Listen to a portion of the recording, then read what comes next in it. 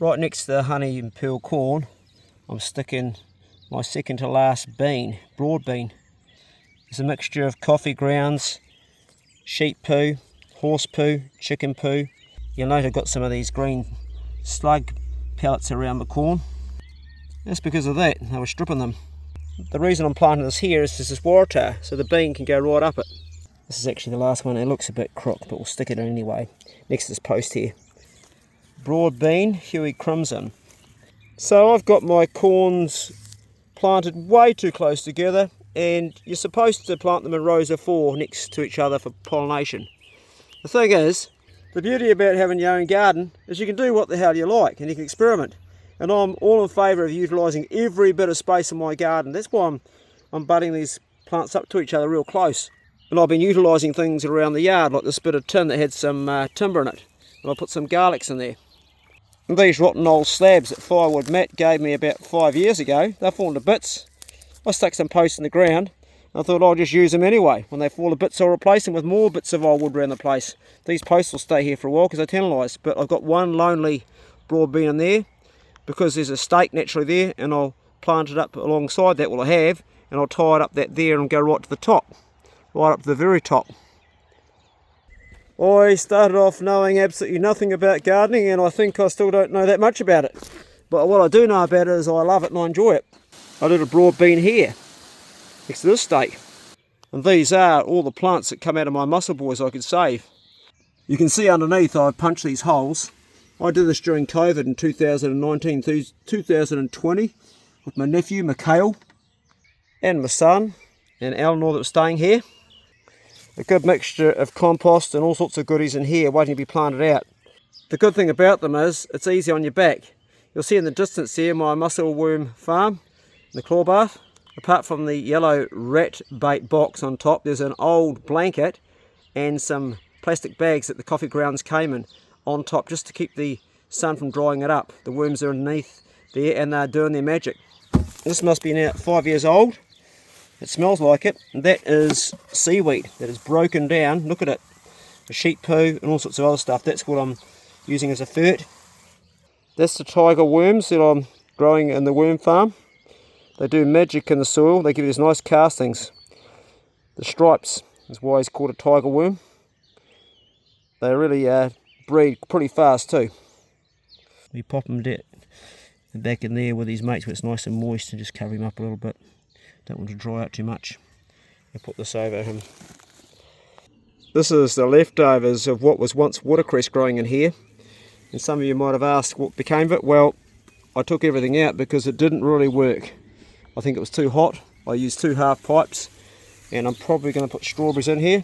I'm not sure yet. I do have some spring onions growing up there, and they do quite well. I might fill it all up with spring onions because they actually do very well in there. So I do have some aqua plants in this mussel boy here. You can see that I've harvested a bit. This is watercress, which I eat regularly.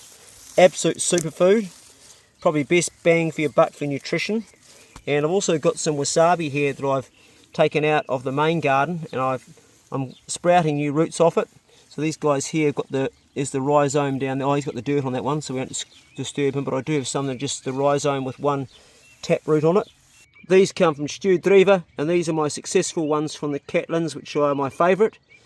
This is the glass house that a good bastard gave me where I seed a lot of stuff. Currently seeding in here some watermelon. I picked this container off the Applebee Strait. And that's the first tomato to come up from my Uncle Ron, who's been dead for many years. His son Greg, my cousin, sent me some packets of his seeds.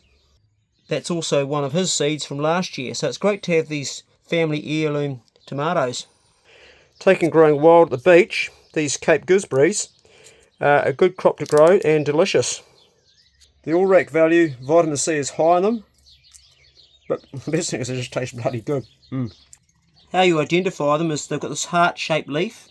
So you see them at the beach, you see a leaf like that, then you know that you've got these Cape gooseberries growing, and then you have this little, oh, that one's fallen off. It's probably green, or maybe it's ready to eat. These little lanterns that grow on it, it's a nice ripe one. Oh, so sweet, delicious. This is my asparagus plantation that failed, not because I've let it grow because The netting that I put in to keep the rabbits out worked here, but I didn't bank on the rabbits going through the top and chewing through this, which they had done, and they got in and obliterated it. So I'm going to take this netting off and put wire on over the whole top. The crowns are still on the ground and they still will produce asparagus. It takes about 3 years before you get a crop off them, and you can see there's asparagus growing up here right at the top of it. So these crowns are still good, so if I cut the grass around it, put wire on, I should get some shoots next 6 weeks from these. This is my 5-bay compost. So fresh stuff there, and then it goes into that one, and that one, and that one, and then finally this one here. And I've taken most of this out and put it in the mussel boys. The big curse is that twitch. You guys know all about it. You can spray it and you can put stuff on it, but I like to keep things organic here, so I just do it physically separating it. This one recently has been put into here and there's a bit of twitch. And the next bay I've separated it all out. What I have done is I put tin on the bottom of this too and lined it so the twitch can't grow up from the ground. So hopefully this is going to be okay by the time it makes it to the 4th bay. Our bees are doing a good job. They're busy as, like busy bees, pollinating the hell out of everything. My apples don't get sprayed with anything. I don't think we can call them organic because this is an orchard that once had sprays, but they have been spray free for the 15 years I've been here. And they do pretty good. When I get real diseased trees, I just cut the tree down so it doesn't spread to the other trees. But I've got plenty. And Julie sells these at their market, the apples when they grow. Very, very cheaply. So people that normally can't afford fruit can buy fruit. We sell them ridiculously cheap. Sometimes it's costing us more to sell them, but that's okay because we've got enough for ourselves, and it makes it good for some families that can't get fresh fruit for their kids and stuff. Doesn't really matter how much fertilizer I put on these guys, they just don't seem to size up, but that's okay because they taste absolutely magic.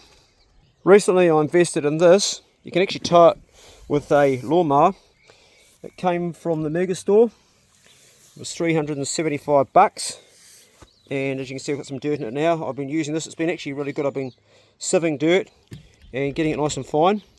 A much smaller one that I got from Bunnings, it's finally gone and done this, but I've got to say it's had probably 5 years. So I'm going to get a bit of tin and I'm going to put some pot rivets and just secure that so we can keep using it, because it's still holding together relatively well. It's done a load of work, a lot of compost, a lot of dirt. I allow the rabbit population to get quite good around here, so the young fellas I teach to hunt have something to learn on, but they thrash the trees.